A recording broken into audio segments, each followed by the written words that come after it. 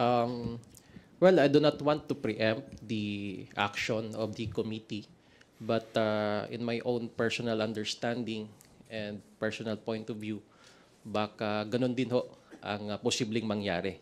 Magpapalabas din ng arrest order to Pastor Quiboloy, and maganda dito dahil pinapakita lang ho natin, no, yung kasabihan that the law applies to all, otherwise none at all.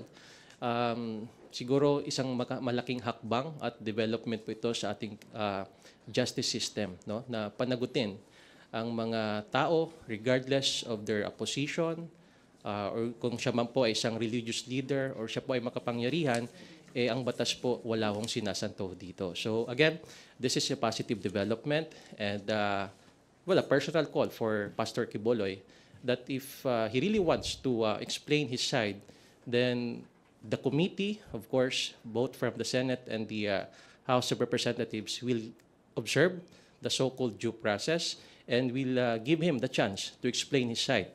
Parte naman po ito ng tinatawag na due process. But if he will evade and keep on evading these committee invitations, and therefore, most likely, mayroon tayo tinatawag na presumption of guilt.